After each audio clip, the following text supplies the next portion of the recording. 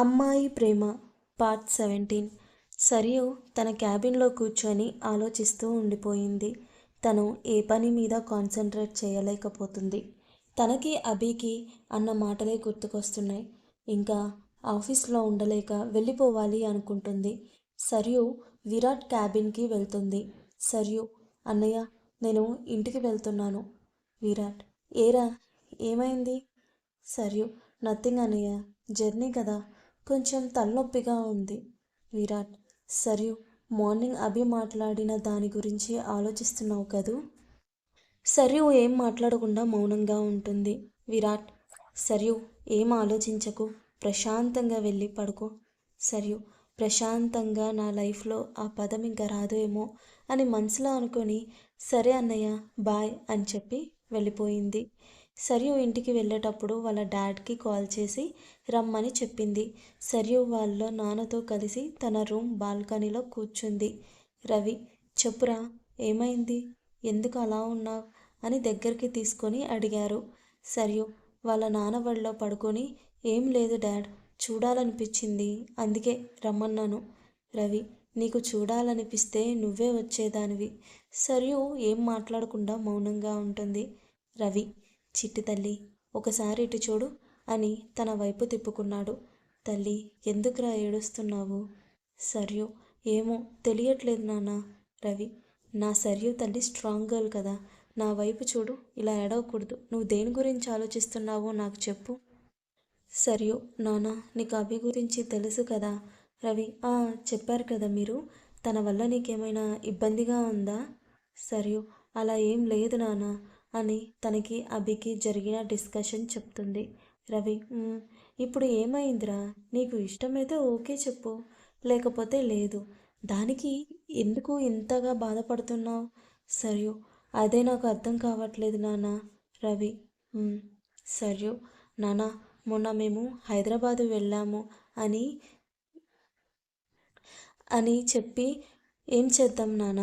రవి, నేను తర్వాత మాట్లాడతాను దీని గురించి. సరియు, ఏదైనా త్వరగా ఆలోచించాలి నాన్న. రవి, సరియు, నీకు కూడా తెలుసు నీ పెళ్ళి కాకుండా వీళ్ళు ఎవ్వరూ పెళ్లి చేసుకోరు అని, మరి దాని గురించి ఏం ఆలోచించావు? సరియు ఏం మాట్లాడకుండా మౌనంగా ఉంటుంది. రవి, మీ అన్నల గురించి నీకే బాగా తెలుసు. ఇంకా అలా వాళ్ళ నాన్న మాట్లాడుతూ ఉంటే సరియు సైలెంట్గా వింటూ ఉంటుంది.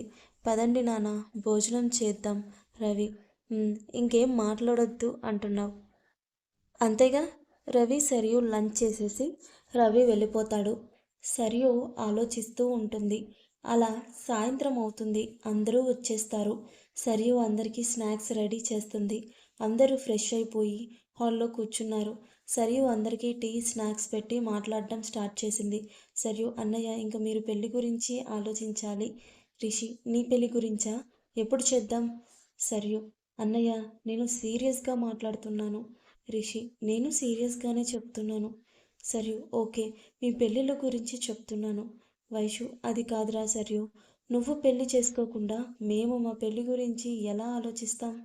సరియు, అన్నయ్య, మీకు అర్థమవుతుందా మీరేం మాట్లాడుతున్నారో? రిషి, బాగా అర్థమవుతుంది సరియు.